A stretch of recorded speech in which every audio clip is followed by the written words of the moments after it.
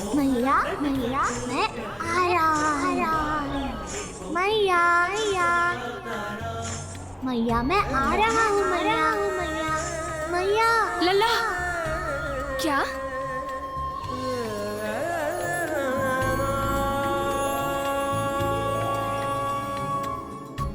सुनंदा, क्या किया तुमने? तुम हर बार मुझे अनुचित समय पर उठा देती हो।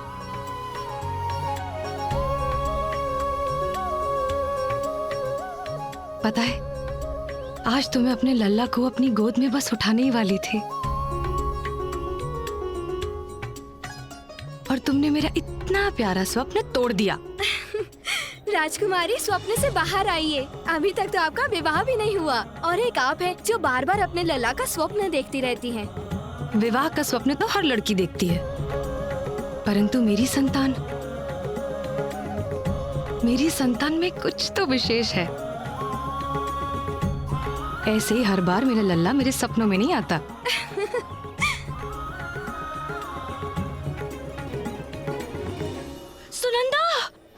सुनंदा, मैं तो भूल ही गई कि आज एकादशी है, और तुमने भी मुझे याद नहीं दिलाया। सुनंदा, महाराज वासुदेव महेशमती मथुरा की सीमा पर मेरी प्रतीक्षा कर रहे होंगे, और नीचे रथ में रत्ना, मुझे निकलना होगा। किंतु राजकुमारी, महाराज कंस अपना विश्व विजय अभियान पूरा करके वापस आ चुके हैं, और हमें उनके स्वागत के लिए जाना ही होगा। क्या भैया वापस लौट आए? भैया विश्व विजय अभियान के लिए गए थे या यमुना स्नान के लिए? नहीं नहीं, ऐसा नहीं हो सकता।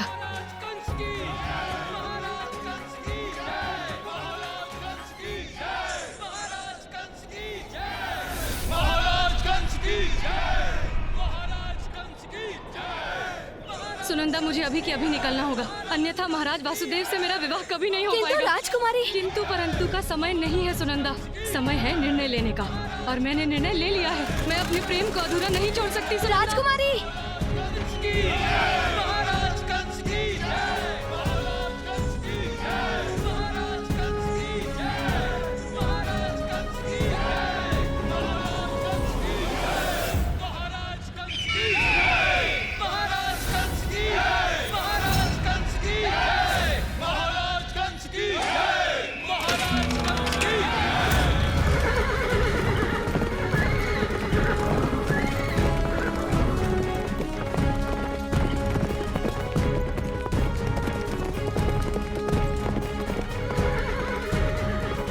राजकुमारी देवकी, वापस लौट चलिए। वापस? ये घोड़े तो आगे की ओर दौड़ रहे हैं रत्ना, वापस कैसे लौट चलें? राजकुमारी, आपको हंसी सूझ रही है? यदि महाराज कंस को आपके महल छोड़ने की सूचना मिल गई तो अनर्थ हो जाएगा।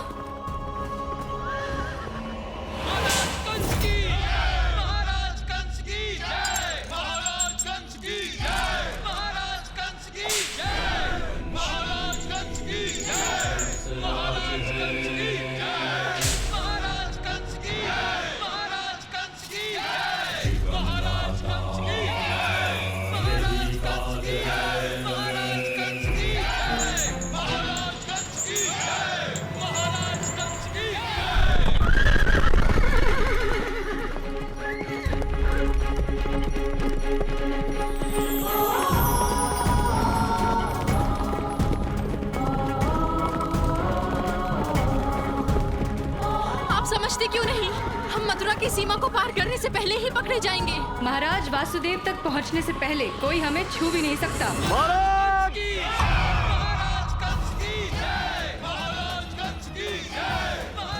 खाना बोलते थे।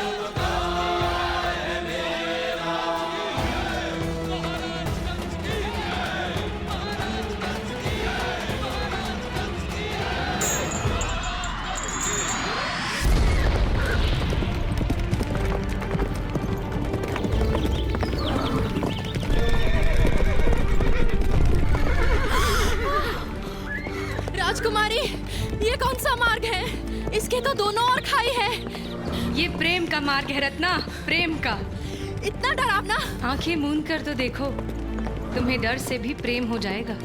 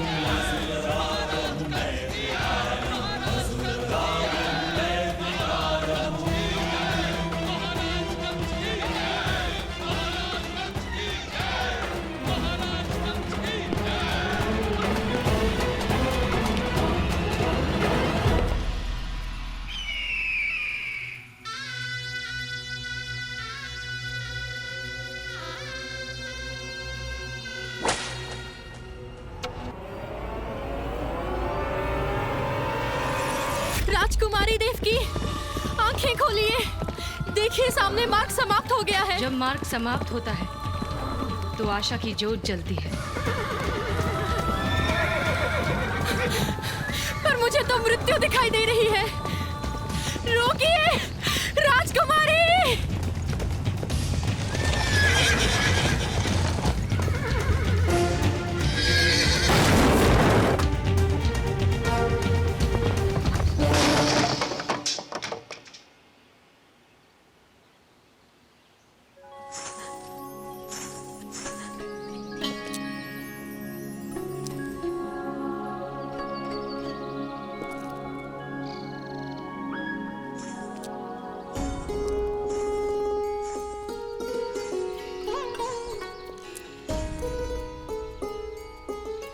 तुम ठीक तो?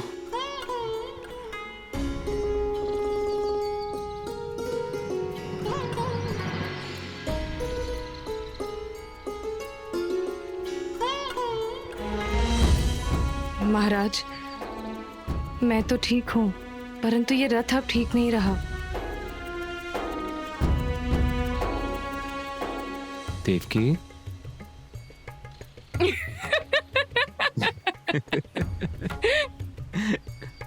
चाहे कोई भी समय, कैसी भी परिस्थिति हो, किंतु तुम नहीं बदलोगे। महाराज, अब हम मौसम तो है नहीं जो बदल जाएंगे, और आपको वचन जो दिया था सो चले आए निभाने।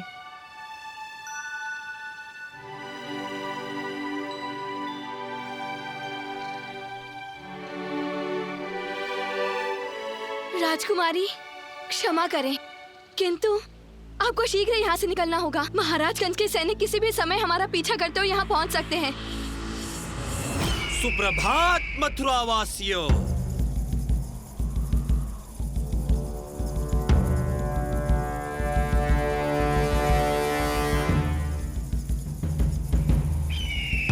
आपके मुख की ये प्रसन्नता, आपको इतना सुखी और संतुष्ट देखकर मेरा मन आनंद से भर जाता है। मेरी निश्चल पवित्र आत्मा गद गद गद हो उठती है। महाराज कंस की जय! महाराज कंस की जय! महाराज कंस की जय! महाराज कंस की जय! महाराज, कोई बात? देवकी, एक बात मेरे मन में बार बार घुमड़ रही है। महाराज, अब ये मत कहिएगा कि आप मुझे महिष्मती नहीं ले जा सकते, क्योंकि ये रथ तो अब इस स्थिति में है ही नहीं कि हम यहाँ से पुनः मथुरा लौट सकें। देवकी,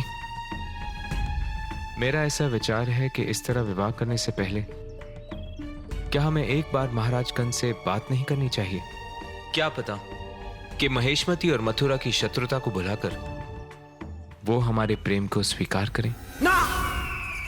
ना, मुझ जैसे तुच्छ प्राणी दीनहीन राजा के गुणगान मत कीजिए, जय जयकार ही करनी है तो उस ईश्वर की कीजिए जिसकी दया पर आप जी रहे हैं, जिसके कारण आप सुरक्षित हैं, जिसके एक संकेत पर आपकी मृत्यु निश्चित है।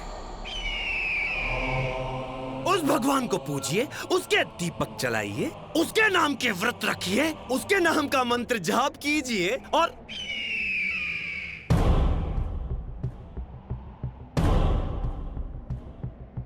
किंतु आप तो अपने उस सच्चे भगवान को जानते तक नहीं हैं। आपने उसके दर्शन तक नहीं किए, क्योंकि रथ में जुटे ये ऋषि झूठे ईश्वर के नाम पे बरसों से आपको ठगते जो आ रहे हैं। कहते हैं भगवान क्षीर सागर में रहता है, वो चतुर्भुज है, अपने भक्तों की रक्षा करता है, तो कहाँ है वो? क्यों नहीं आता इनकी रक्षा करने? कहीं उसकी मृत्यु तो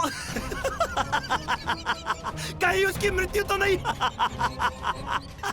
मृत्यु मथुरा वासियों, इनका भगवान संसार का सबसे बड़ा झूठ है। इसलिए आज मैं आप सबको इस धरती के सच्चे भगवान के दर्शन करवाऊंगा।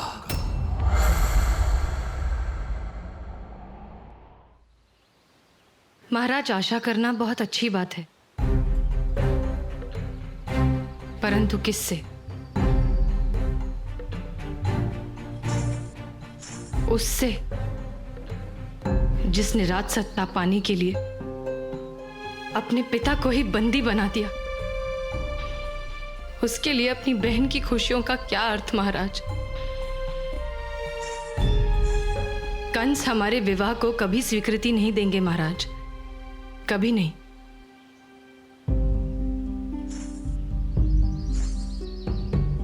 देवकी, देवकी। हाँ, यदि आप मुझसे विवाह नहीं करना चाहते हैं तो बता दीजिए।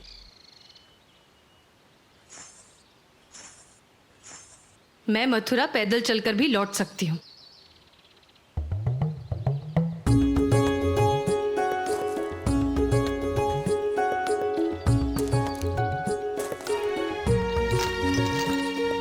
महेशमती की भावी रानी को पैदल चलना शोभा देगा?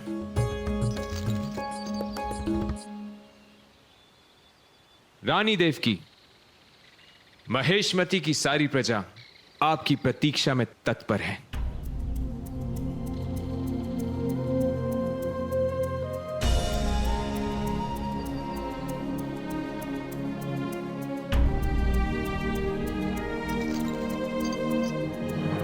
रत्ना, जी राजकुमारी। तुम यहां से सीधा अपने गांव जाना। मथुरा में तुम्हारे जीवन पर संकट हो सकता है।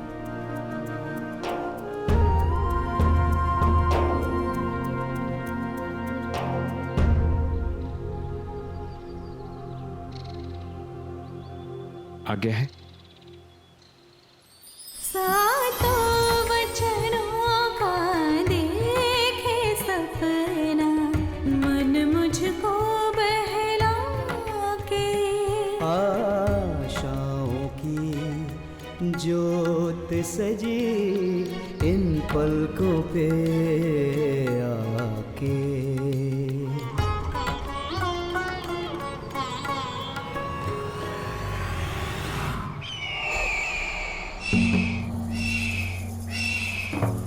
वो भगवान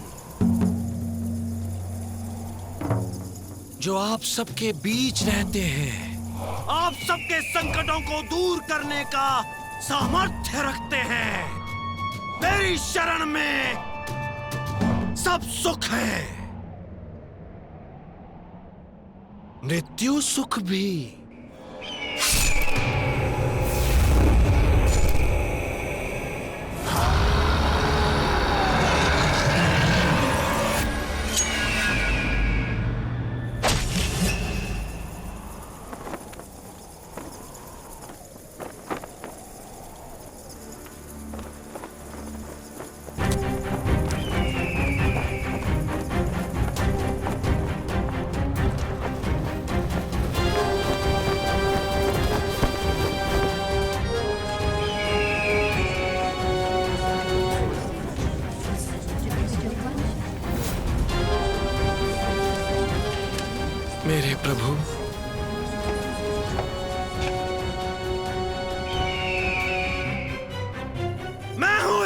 धरती का भगवान, सर्वशक्तिमान भगवान कंस, कंस, कंस, कंस, कंस। धर्म भी मैं हूं, अधर्म भी मैं हूं, सत्य भी मैं हूं और असत्य भी। प्रकृति भी मैं हूं, पुरुषार्थ भी और काल भी। मैं ही सबका जीवन हूं और मृत्यु भी।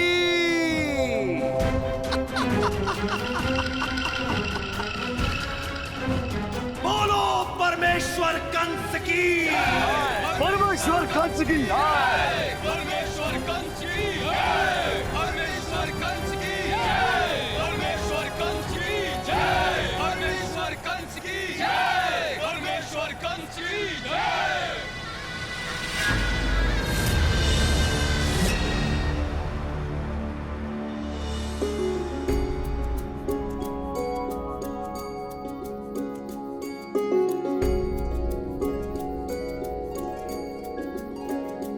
हमारे प्रेम की निशानी। हमारे प्रेम की निशानी? मैं जब भी मथुरा के उपवन में बैठी आपके बारे में सोचती तो न जाने कहां से एक मोर मोरनी का जोड़ा मेरे सामने आकर नृत्य करने लगता। ये मोर पंख मुझे वहीं से मिला। कहते हैं कि मोरों का प्रेम संसार में सबसे पवित्र प्रेम होता है। जब हमारी संतान होगी तो ये मोर पंख मैं उसके मस्तक पर लगाऊंगी ताकि हमारा प्रेम आशीर्वाद स्वरूप सदा उसके साथ रहे।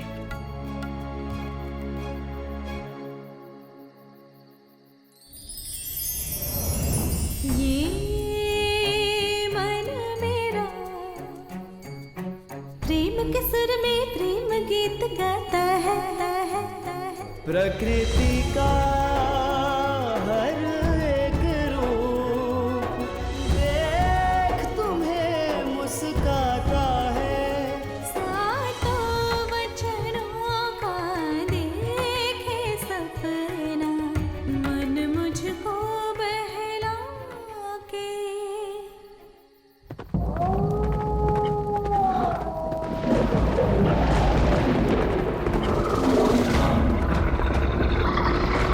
महाराज, ये तो भैया कंस के सैनिक हैं। शीघ्रता करिए महाराज।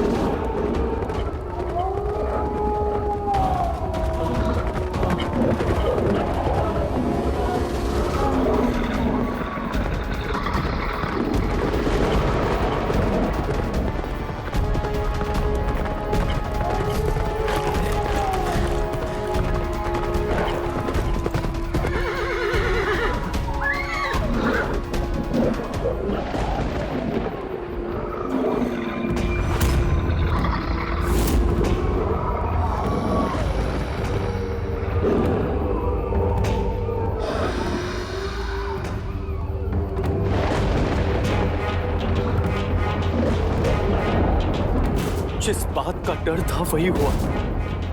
हमारे महाराजा को बंदी बना लिया गया है।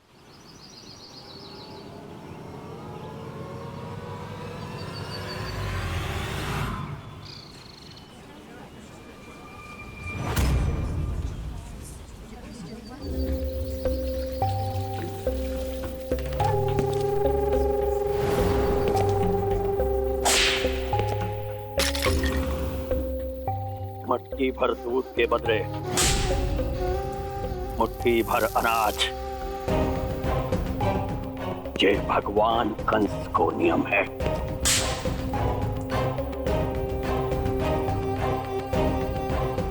सेनापति भद्राक्ष, चलो। सेनापति भद्राक्ष, इन बच्चों ने दूध माखन छुपा रखा था। दूध मक्खन की चोरी? अरे भूल गए तुम लोग। अब संपूर्ण ब्रजमंडल के दूध मक्खन पे महाराज कंस को अधिकार है, क्योंकि दूध मक्खन के बदले वो तुमको जीने का अधिकार देते हैं। भूल गए कहाँ? देते हैं। इसमें हमारे माता पिता का कोई दोष नहीं। हमने ही माखन खाने की हट की थी। पकड़ लो ये मक्खन के लालचियन ने और तब तक मारो जब तक इनके मन से मक्खन को लालच ना निकल जाए। मारो। कोई यशोदा और नंद बाबा को बुलाओ, नहीं तो ये बच्चों को मार डालेगा। अरे मारो। रुक जाओ।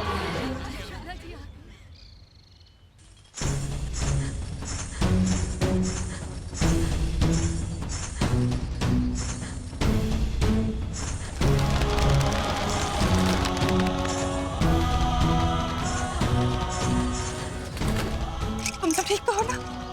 कुछ हुआ तो नहीं? हाँ।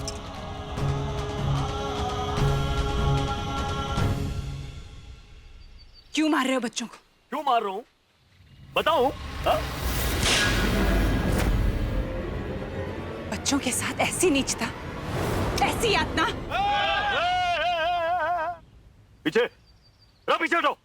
देखो यशोदा रानी, कंस महाराज की दंड व्यवस्था में बाधा पैदा मत करो, वरना मेरे ते बुरा कोई नहीं होगा।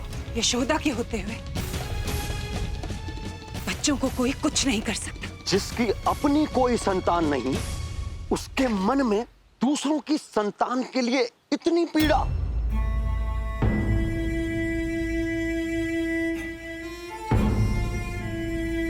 ममता अपने परायों का भेद नहीं करती। मेरी अपनी संतान नहीं है तो क्या हुआ? मैं गोकुल के सभी बच्चों की मां हूं। इसका मतलब ये हो कि तुम्हारे लाड़ प्यार ने बच्चन को बिगाड़ रखो है, तो फिर दंड इनको नहीं तुमको मिलना चाहिए।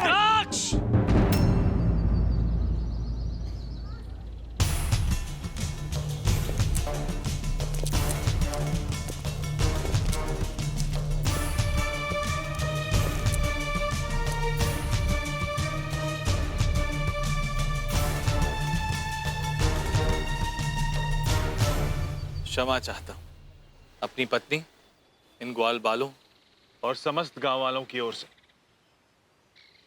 मैं आपसे क्षमा चाहता हूँ। नंद जी,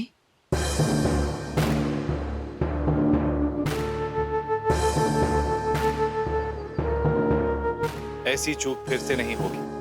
इन सब की ओर से मैं आपको वचन देता हूँ। कहा नंद बाबा, कब तक इन उद्दंड गोकुल वासियों की त्रुटियां छुपाते रहेंगे आप? समझाओ इन्हें। आइंदा सुन लो, किसी ने भी एक बूंद दूध या दही को एक कौर भी छुपायो तो तबीयत से खातिरदारी है जाएगी। बाकी पूरे परिवार को तेल के कोलू में पीस डालूंगा मैं। सुनो नंद रानी, पराए बच्चों के लिए तुम्हारे मन में ऐसी ममता अच्छी ना है।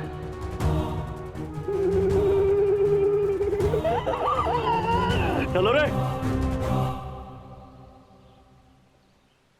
नंद जी, कब तक ये सैनिक हमारा दूध माखन लूटते रहेंगे? कब तक हमारी ही धरती हमारे बच्चों के रक्त से लाल होती रहेगी? कब समाप्त होगा अधर्मी कंस का अत्याचार?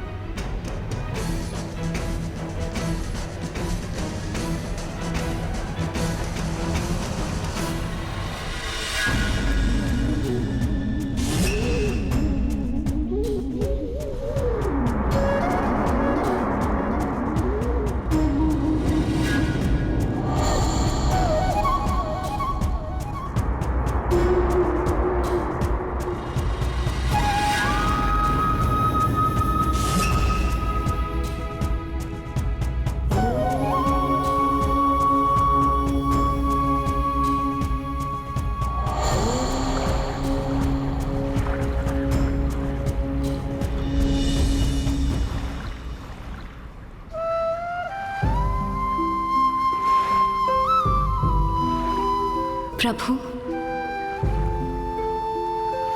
कंस के अत्याचार से सारा संसार दुखी है और आपके मुख पर मुस्कान। क्या आप कंस के अत्याचार से विलाप करते लोगों का क्रंदन नहीं सुन रहे हैं प्रभु? नारायण नारायण। प्रभु, कंस ने अपने आप को मनुष्यों का भगवान घोषित कर दिया है और लोगों का भी भगवान के प्रति विश्वास उठता जा रहा है। प्रभु, यदि आपने शीघ्र ही कुछ नहीं किया तो लोगों को सच में लगने लगेगा कि संसार में ईश्वर की सत्ता है ही नहीं और कंस ही उनका भगवान है। प्रभु कुछ कीजिए प्रभु, कुछ कीजिए। हाँ प्रभु, क्योंकि आस्था और विश्वास का जब कोई प्रतिफल नहीं मिलता है तो वो अधर्म और पाप की सत्ता को अपनाने के लिए बाध्य हो जाता है।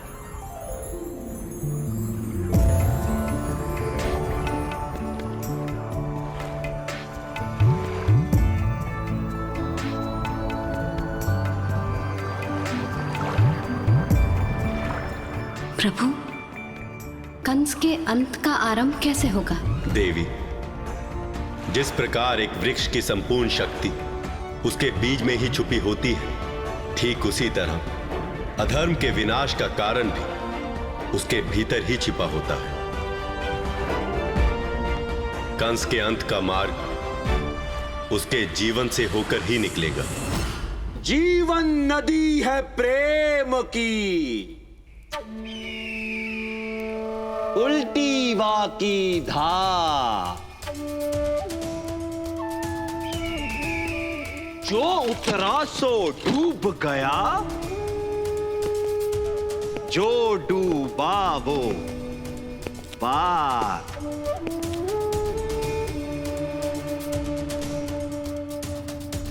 समझे इन पंक्तियों का अर्थ वासुदेव? नहीं समझे? मैं समझाता हूं। हमारा जीवन प्रेम की नदी की तरह होता है, इसे डूबकर ही पार किया जा सकता है। अब देखना ये है कि तुम ये नदी पार कर भी पाते हो या नहीं। नहीं, नहीं।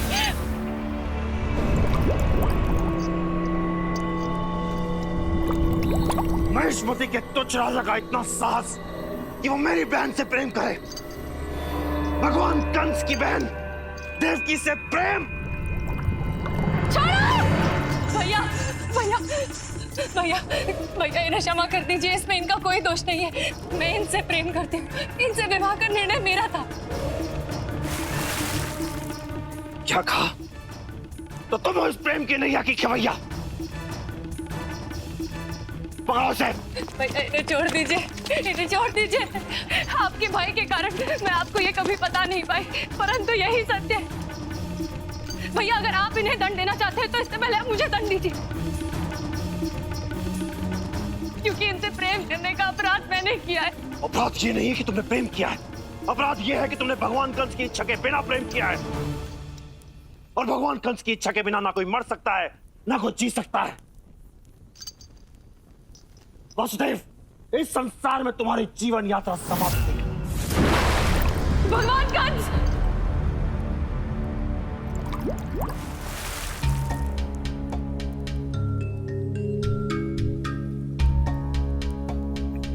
क्या भगवान कंस दो प्रेम करने वालों को क्षमा नहीं कर सकते?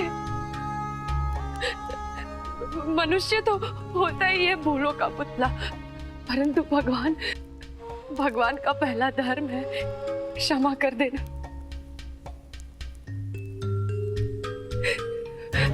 आपकी इच्छा के बिना प्रेम करना हमारी भूल थी और इस भूल का कारण था भगवान कंस के कोप का डर। इसलिए मैं आपको कुछ बता नहीं पाई। भगवान, हमें क्षमा कर दीजिए।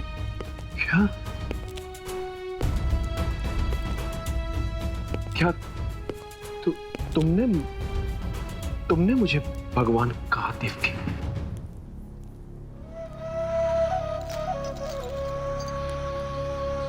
हाँ भगवान कंस, यदि कोई भगवान के आगे अपने हाथ फैलाए और भगवान उसे आशीर्वाद ना दे तो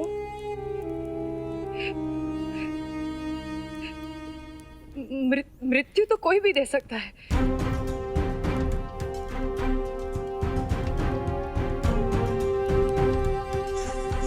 परंतु जीवन तो केवल भगवान दे सकते हैं ना।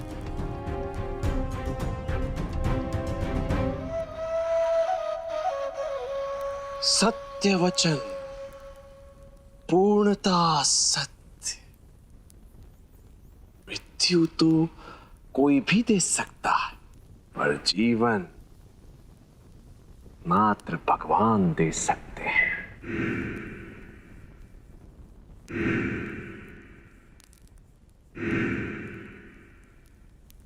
जाओ, मेरा आशीर्वाद है तुम्हें। आओ।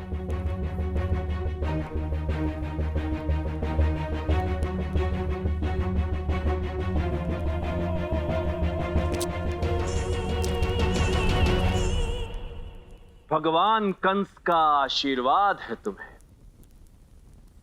तुम्हारे विवाह में कोई बाधा नहीं आएगी। तुम्हारी डोली महेशमती जाएगी। भगवान कंस की, भगवान कंस की, भगवान कंस की, भगवान कंस की। महाराज, आपने विरोध नहीं किया, क्योंकि हमारा प्रेम सच्चा है देवकी, और उसे जीतने के लिए किसी विरोध की आवश्यकता थी ही नहीं। महेशमती के राजा वासुदेव और मथुरा की राजकुमारी देवकी का शुभ विवाह भगवान कंस के सानिध्य में बड़ी धूमधाम से मनाया जाएगा। प्रभु, आपने तो कहा था कि कंस के अत्याचार से ही उसके अंत का मार्ग निकलेगा, किंतु देवकी और वासुदेव के प्रेम को स्वीकृति देकर कंस का जीवन तो और भी सुरक्षित हो गया। नारायण नारायण। अर्थात इससे पहले कि कंस का अत्याचार उसे उसकी मृत्यु के मार्ग तक ले जाए, प्रभु कंस ने तो अपना मार्ग ही बदल दिया। प्रभु, मुझे तो लगता है कि कंस हमारी बातें सुन रहा है। प्रभु, यहां उसका कोई मायावी गुप्तचर उपस्थित तो नहीं? अन्यथा उसे आपकी कही हुई ये बात कैसे पता चली कि उसका अधर्म ही उसके अंत का कारण बनने वाला है? हाँ प्रभु, और यदि उसे ये बात पता नहीं है तो पिछले कई जन्मों का अधर्मी, अत्याचारी और अभिमानी कंस अचानक से दया और प्रेम के मार्ग पर कैसे चल पड़ा? नारायण नारायण। देवी, जिसे आप प्रेम समझ रही वो भी कंस के अहंकार का ही एक रूप है, और ये अहंकार ही कंस के अंत का कारण बनने वाला है। स्वामी, भला प्रेम अहंकार कैसे हो सकता है? देवी, कंस ने देवकी और वासुदेव के विवाह को स्वीकृति इसीलिए दी है क्योंकि ऐसा करने से उसके ईश्वर होने के अहंकार की पुष्टि होती है। वासुदेव को क्षमा कर और देवकी का उसकी इच्छा अनुसार विवाह करवाकर कंस अपने आप को ईश्वर की तरह क्षमा निधान और भक्त वत्सल कहलाना चाहता है। किंतु कंस ये स्वयं भी नहीं जानता कि इस विवाह के द्वारा वह अपने ही सर्वनाश की अग्नि प्रज्वलित कर रहा है। भगवान कंस के, भगवान कंस के, भगवान कंस के, भगवान कंस के, भगवान कंस के, भगवान कंस के, भगवान कंस के, भगवान कंस के।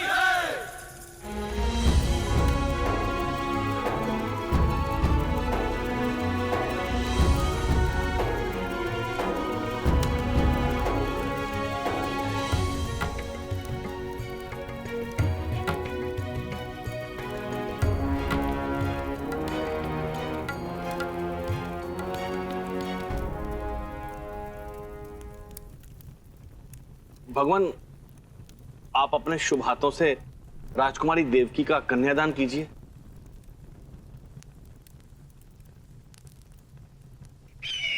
बुद्धि भ्रष्ट हो गई है पुरोहित।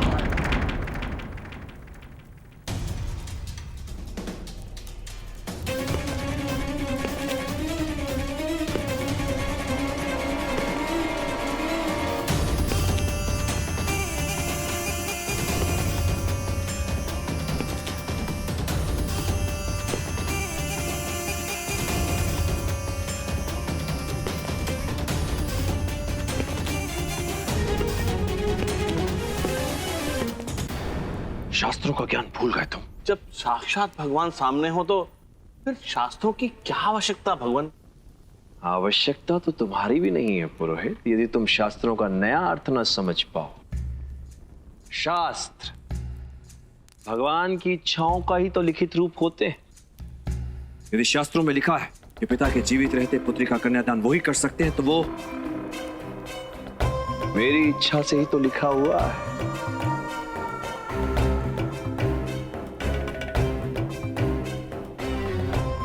बहन देवकी के पिता अर्थात मेरे आदरणीय पिता श्री महाराज उग्रसेन अभी जीवित हैं और स्वस्थ भी, इसलिए बहन देवकी का कन्यादान वे ही करेंगे। पिताश्री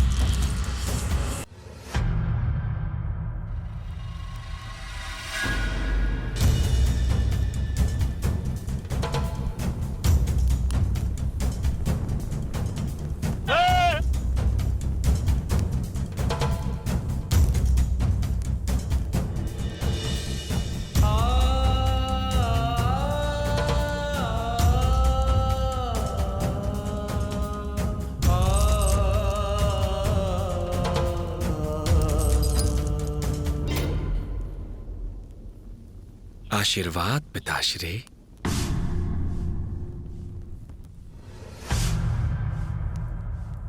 आपकी ये दुर्दशा देखकर मन बहुत दुखी होता है।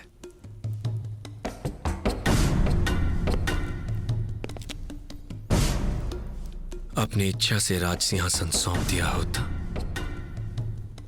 तो अपनी पुत्री का कन्यादान करने बेड़ियों में नहीं आना पड़ता।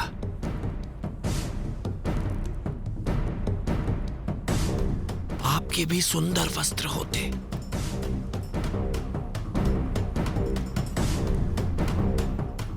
मेरी तरह मेरी प्यारी बहन देवकी का कन्यादान करें।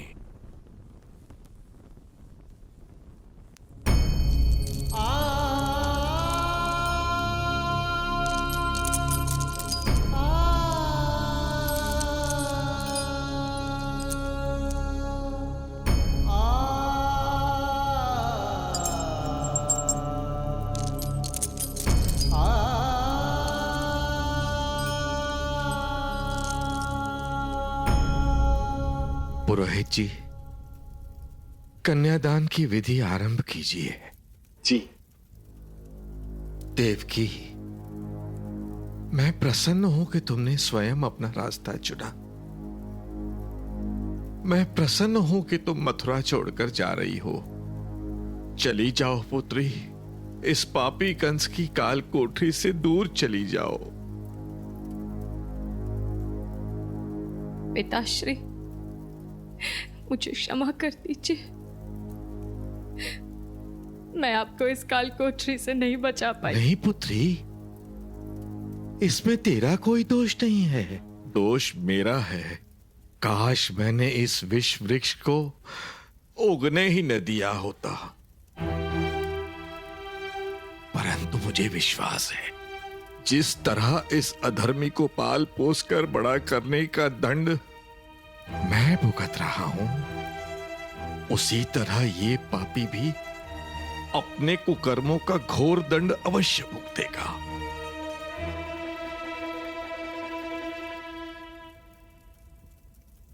सदा सुहागन रहो।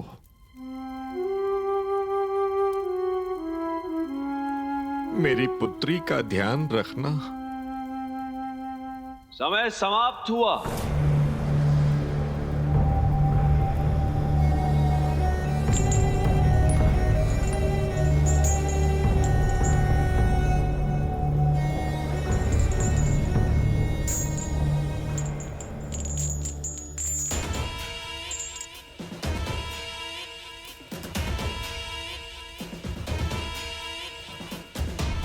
चौकन्ना रहना। कंस ने चाहे भले ही हमारे महाराज के साथ राजकुमारी देवकी का विवाह स्वीकार कर लिया है, किंतु उसका अतीत ये कहता है कि हमें उस पर विश्वास नहीं करना चाहिए, किसी भी स्थिति में नहीं।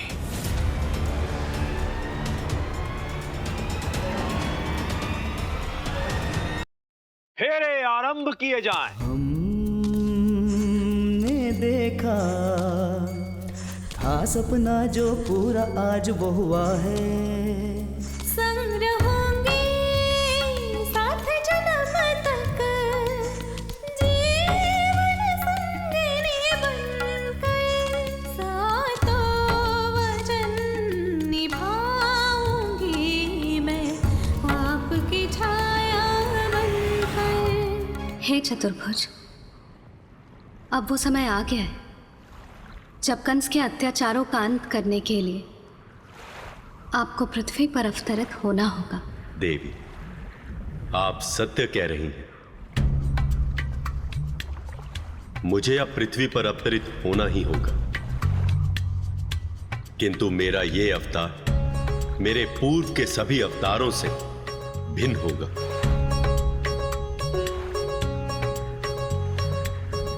कंस के अत्याचारों के कारण इस समय संसार में जो समस्याएं उत्पन्न हो गई हैं, उसके लिए एक ऐसे अवतार की आवश्यकता है जो सामान्य और शोषित वर्ग का नायक बन सके। वो एक राजा की भांति उन्हें आदेश ना दे, बल्कि एक मित्र की तरह उनके साथ रहे, उनके जैसा ही जीवन जिए। वो अपने जन्म से नहीं, बल्कि अपने कर्मों से अवतार बने।